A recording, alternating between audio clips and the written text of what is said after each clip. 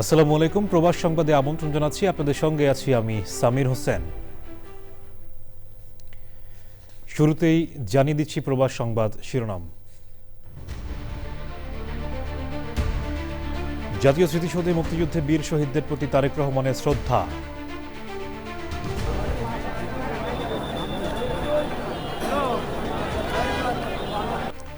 শহীদ রাষ্ট্রপতি জিয়াউর রহমানের কবর জিয়ারত করেন বিএনপির ভারপ্রাপ্ত চেয়ারম্যান।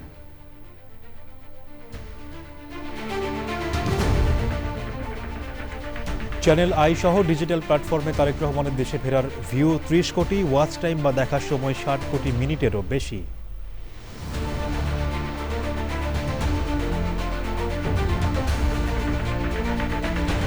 এবং নাইজেরিয়ায় আইএস ঘাঁটিতে মার্কিন হামলায় কয়েক জঙ্গি নিহত। সন্ত্রাসবাদ মোকাবেলায় আন্তর্জাতিক অংশীদারদের সঙ্গে কাজ করতে আবুজার ঘোষণা।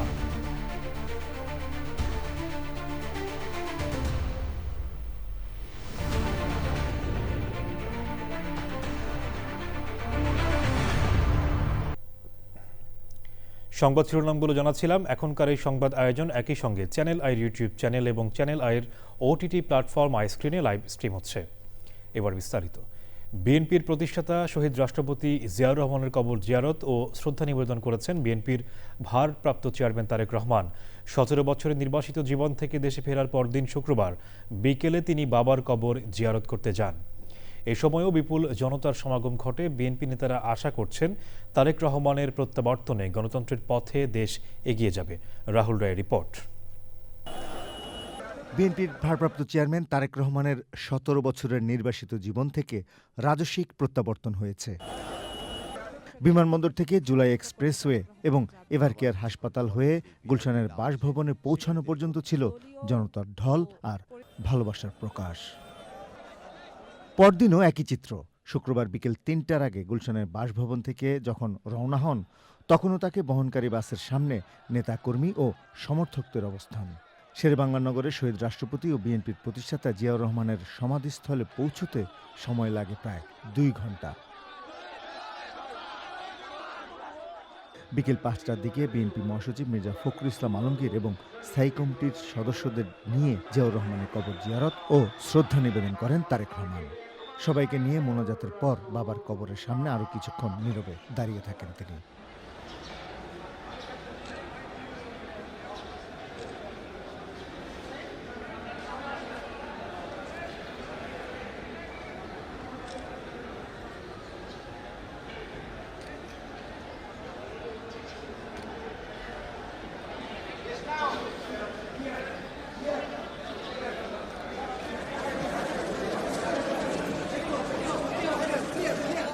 তারেক রহমান সেখানে পৌঁছানোর আগে দলের ভারপ্রাপ্ত চেয়ারম্যানের ঐতিহাসিক প্রত্যাবর্তন নিয়ে কথা বলেন বিএনপি নেতারা।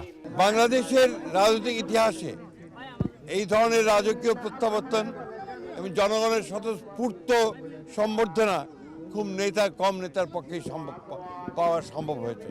যে দলের তারেক রহমানের এই প্রত্যাবর্তন বাংলাদেশের রাজনৈতিক ইতিহাসে একটা পরিবর্তন নিয়ে আসলো, একটা ইতিবাচক পরিবর্তন নিয়ে আসলো এবং বাংলাদেশের যে রাজনৈতিক আকাশ, সেই আকাশে একটা সুবাতাস বইতে শুরু করলো।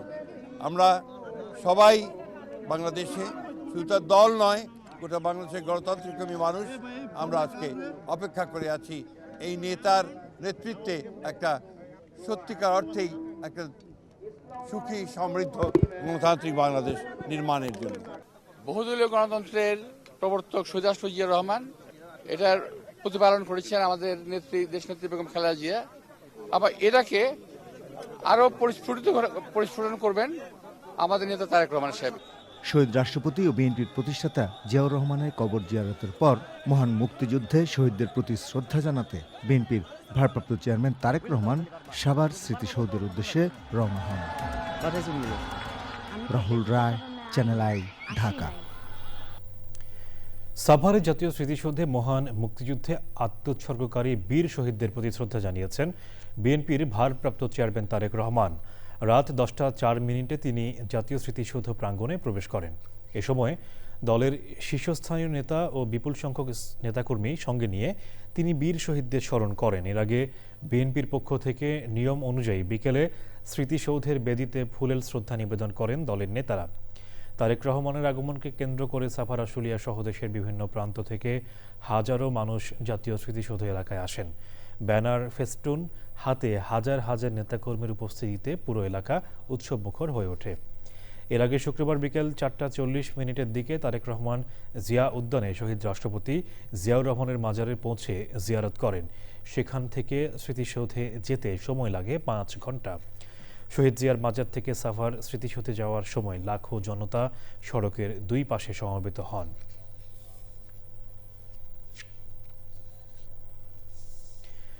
তারেক রহমানের দেশে প্রত্যাবর্তনের লাইভ এবং কন্টেন্টের ভিউ 30 কোটি। 12 ঘন্টায় আপলোড হয়েছে 1000 ঘন্টার বেশি কন্টেন্ট, যার ওয়াচ টাইম 60 কোটি মিনিট বা 1000 বছরের চেয়েও বেশি। একজন কোনো বিরতি ছাড়া সবগুলো কন্টেন্ট দেখলে তার সময় লাগবে টানা 41 দিন। মির্জা ইমতিয়াজের উপস্থাপনায় দেখুন মেহরাব হোসেনের বিশ্লেষণ। অবিশ্বাস্যই বলতে হবে, ফেসবুক এবং ইউটিউবে তারেক রহমানকে নিয়ে যে ঝড় চলছে, সেই ঝড়ের মাত্র 12 ঘন্টার অ্যানালিটিক্স এক কথায় তুলে ধরছে কল্পনাতীত পরিসংখ্যান। এরকম কিছু ডেটাই তুলে ধরব এখন। দেশে পৌঁছানোর পর বাংলাদেশ এবং প্রবাসীদের সামাজিক যোগাযোগ মাধ্যমের প্রায় পুরোটাই দখল করে নিয়েছেন তারেক রহমান। মিম থেকে শুরু করে গুরুগম্ভীর টক শো, সাধারণ মানুষ থেকে সেলিব্রিটিদের পোস্ট, কার্টুন থেকে সিরিয়াস ফটোকার্ড, সব জায়গাতেই 17 বছরের নির্বাসিত জীবন শেষে দেশে ফেরা বিএনপির ভারপ্রাপ্ত চেয়ারম্যান। এসবই আমরা মোবাইল ফোন বা কম্পিউটারে সামাজিক যোগাযোগ মাধ্যম ব্রাউজ করে দেখতে পাচ্ছি। কিন্তু ডেটা অ্যানালাইসিস করে পাওয়া যাচ্ছে আরও গভীরের তথ্য। 25 ডিসেম্বর বৃহস্পতিবার তারেক রহমানকে বহন করা বিমানের ফ্লাইটটি সিলেটের মাটি স্পর্শ করার পর থেকে রাতে তার বাসায় ফেরার কিছু সময় পর পর্যন্ত মোটামুটি 12 ঘন্টার সোশ্যাল মিডিয়ায় মূলধারার গণমাধ্যমের লাইভ এবং কন্টেন্ট পর্যালোচনা করেছে চ্যানেল আই অ্যানালিটিক্স। এর মধ্যে ছিল সামাজিক মাধ্যমে সম্প্রচারিত চ্যানেল আই সহ বিভিন্ন টেলিভিশন চ্যানেল এবং দৈনিক পত্রিকা ও ওয়েব পোর্টালের লাইভ স্ট্রিমিং এবং টিভি পত্রিকা পোর্টালের ভিডিও রিপোর্ট বা ক্লিপস। বিশ্লেষণে দেখা যায় চ্যানেল আই সহ 30টি টিভি চ্যানেল টানা 12 ঘন্টা অর্থাৎ প্রায় 360 ঘন্টা নিরবিচ্ছিন্নভাবে স্যাটেলাইটে মূল চ্যানেলে সম্প্রচারের পাশাপাশি ফেসবুক এবং ইউটিউবেও লাইভ স্ট্রিমিং করেছে। পাশাপাশি ভিডিও রিপোর্টের সংখ্যা ছিল 2500, যার মধ্যে ছিল ব্রেকিং, স্পিচ এবং জনসমাবেশের ছোট ছোট ক্লিপস। এর বাইরে চ্যানেল আই অনলাইন সহ 100টি নিউজ পোর্টাল এবং পত্রিকার ফেসবুক পেজ ও ইউটিউব চ্যানেলে লাইভ ফিড ছিল 500 ঘন্টার বেশি। সকল সোর্স মিলিয়ে লাইভ এবং ক্লিপসের দৈর্ঘ্য 1000 ঘন্টার। একজন দর্শক যদি এই 1000 ঘন্টার সব ভিডিও 1 সেকেন্ডও বিরতি না দিয়ে টানা দেখতে চান, তাহলে তার সময় লাগবে 41 দিন। এর বাইরে শুধু ফেসবুক পোস্টগুলোতে একবার করে নজর দিলেও লাগবে আরও অনেক দিন। বিশ্লেষণে দেখা যাচ্ছে 12 ঘন্টায় চ্যানেল আই এবং চ্যানেল আই অনলাইন সহ গণমাধ্যমগুলোর সোশ্যাল মিডিয়া পোস্টের সংখ্যা প্রায় 10,000, যার মধ্যে ছিল টেক্সট, ফটোকার্ড এবং ভিডিও। তারেক রহমানের স্বদেশ প্রত্যাবর্তন হাই ভোল্টেজ ইভেন্ট হওয়ায় সোশ্যাল মিডিয়ায় ভিউ এবং রিচ ছিল স্বাভাবিক সময়ের চেয়ে অনেক বেশি। ফেসবুক এবং ইউটিউব মিলিয়ে মোট ভিউ 30 কোটি। এর মধ্যে ফেসবুকে 75% এবং ইউটিউবে 30%। অ্যানালিটিক্স বলছে পিক কনকারেন্ট ভিউ অর্থাৎ একই সময়ে সর্বোচ্চ দর্শক ছিল প্রায় 2 কোটি। এটি ছিল তারেক রহমানের বক্তৃতার সময়। তবে এর চেয়ে অনেক বেশি মানুষ তার বক্তৃতা শুনেছেন সরাসরি টেলিভিশন সেটে। ওয়াচ টাইম বা দেখার সময়ের অ্যানালিটিক্স দেখাচ্ছে গড়ে একজন দর্শক একটি ভিডিও 1.7 মিনিট করে দেখেছেন। তবে লাইভ ইভেন্টে এটি ছিল গড়ে 2.25 মিনিট। গড়ে 2 মিনিট ধরলে সোশ্যাল মিডিয়ার সকল দর্শক সব মিলিয়ে তারেক রহমানের দেশে ফেরার যে ভিডিওগুলো দেখেছেন তার মোট পরিমাণ 60 কোটি মিনিট বা 1 কোটি ঘন্টা, অর্থাৎ 4,16,666 দিন অথবা 1141 বছর। বিশ্লেষণ আরও বলছে, লাইভ স্ট্রিমিং এবং দ্রুত শেয়ারের কারণে 75% ওয়াচ টাইম ফেসবুক থেকে এসেছে। গ্রামীণ এবং মফস্বল এলাকার দর্শকরা ফেসবুকেই বেশি সক্রিয় ছিলেন। প্রবাসী দর্শকদের বড় অংশ ইউটিউব ব্যবহার করেছেন। অনেক প্রবাসী আবার তারেক রহমানের স্বদেশ প্রত্যাবর্তন প্রত্যক্ষ করেছেন ওটিটি প্ল্যাটফর্মে। এর মধ্যে শীর্ষে ছিল আইস্ক্রিন। আগামী জানুয়ারিতে অনুষ্ঠিত হতে যাচ্ছে পর্তুগালের প্রেসিডেন্ট নির্বাচন, আর এই নির্বাচনকে সামনে রেখে অভিবাসী বিরোধী প্রচারণায় নেমেছে কট্টর ডানপন্থী রাজনৈতিক দল সেগা। দেশটির রাজনৈতিক অঙ্গনে ক্রমেই জোরালো হয়ে উঠছে কট্টর ডানপন্থী দল চেগা। 2019 সালে আত্মপ্রকাশ করা চেগা খুব অল্প সময়ের মধ্যেই আলোচনার কেন্দ্রবিন্দুতে চলে এসেছে। দলটির মূল হাতিয়ার অভিবাসী বিরোধী বক্তব্য, কঠোর আইনশৃঙ্খলা আর জাতীয় পরিচয় স্বাক্ষর রক্ষার নীতি। সেই ধারাবাহিকতায় পর্তুগালের রাজধানী লিসবনে অভিবাসীরা ভর্তুকির ওপর নির্ভর করে বাঁচতে পারে না বলে বিভিন্ন জায়গায় ব্যানার পোস্টার লাগানো হচ্ছে। আগামীতে অভিবাসীদের জন্য আরও কঠোর আইন করা হতে পারে আশঙ্কা করা হচ্ছে।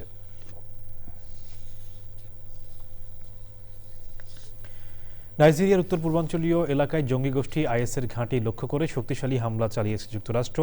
হামলায় কয়েকজন আইএস সদস্য নিহত হয়েছে। নাইজেরিয়া ও যুক্তরাষ্ট্র কর্তৃপক্ষ এই তথ্য নিশ্চিত করেছে। পাশাপাশি মার্কিন প্রেসিডেন্ট ডোনাল্ড ট্রাম্প স্থানীয় সময় বৃহস্পতিবার সামাজিক মাধ্যম ট্রুথে এক পোস্টে এই তথ্য জানিয়েছেন। ট্রাম্প বলেছেন, যারা বিশেষ করে খ্রিস্টানদের টার্গেট করে হত্যা করছে সেসব সন্ত্রাসীদের বিরুদ্ধে হামলা চালানো হয়েছে। নাইজেরিয়ার পররাষ্ট্র মন্ত্রণালয় শুক্রবার ভোরে এক বিবৃতিতে বলেছে, সন্ত্রাসবাদ মোকাবেলায় যুক্তরাষ্ট্রসহ আন্তর্জাতিক অংশীদারদের সঙ্গে নাইজেরিয়া কর্তৃপক্ষ সক্রিয়ভাবে যুক্ত রয়েছে। ভেনেজুয়েলার জ্বালানি তেলের ওপর অন্তত 2 মাসের একচেটিয়া অবরোধ আরোপের বিষয়টি বিবেচনায় নিতে মার্কিন সামরিক বাহিনীকে নির্দেশ দিয়েছে হোয়াইট হাউস।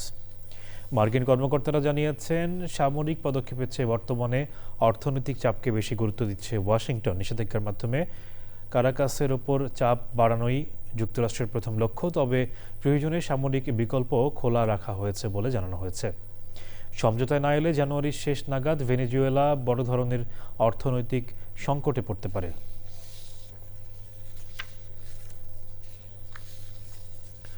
অস্ট্রেলিয়া সিডনিতে বাংলাদেশ খ্রিস্টান ফেলোশিপ অব অস্ট্রেলিয়া বড়দিন উদযাপন করেছে।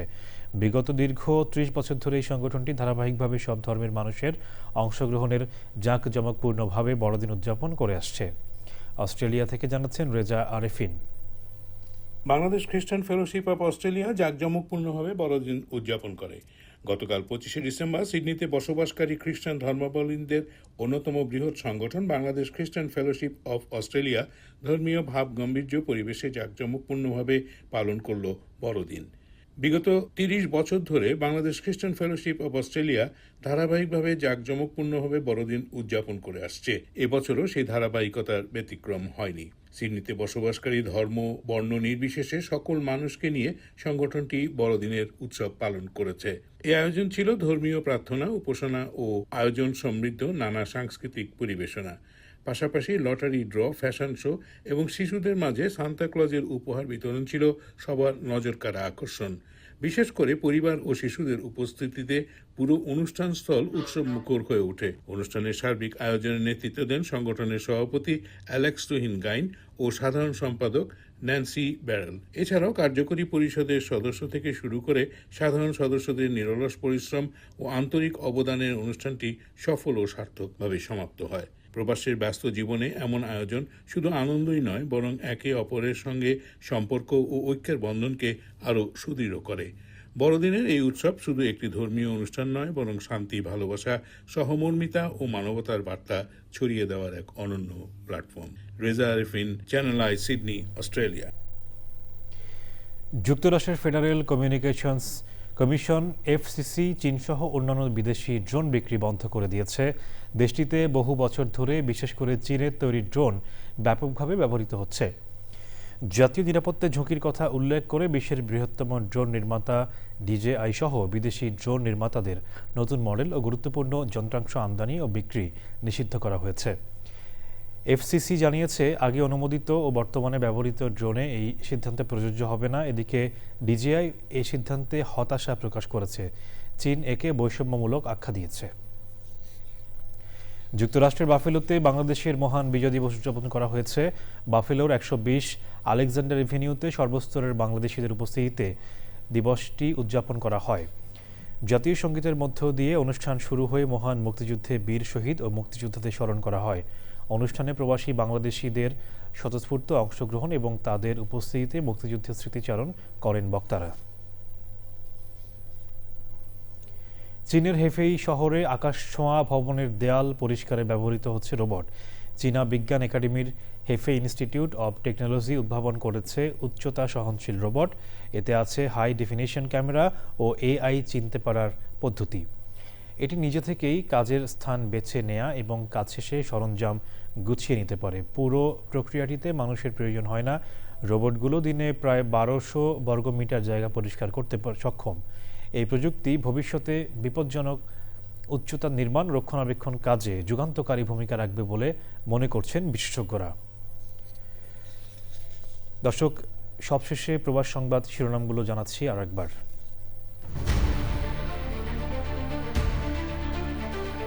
জাতীয় স্মৃতিসৌধে মুক্তিযুদ্ধের বীর শহীদদের প্রতি তারেক রহমানের শ্রদ্ধা।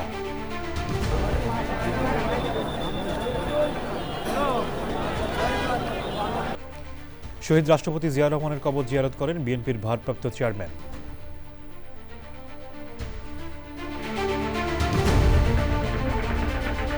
চ্যানেল আই সহ ডিজিটাল প্ল্যাটফর্মে তারেক রহমানের দেশে ফেরার ভিউ 30 কোটি, ওয়াচ টাইম বা দেখার সময় 60 কোটি মিনিটেরও বেশি।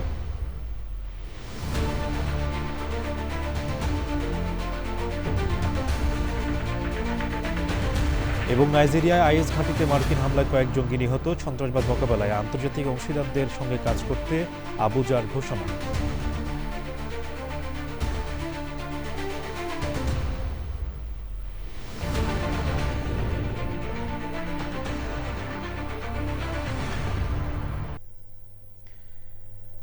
দর্শক, চ্যানেল আই এর সর্বশেষ সংবাদ জানতে ভিজিট করুন channelionline.com-এ। যুক্ত থাকুন আমাদের সোশ্যাল মিডিয়া প্ল্যাটফর্মগুলোর সাথে।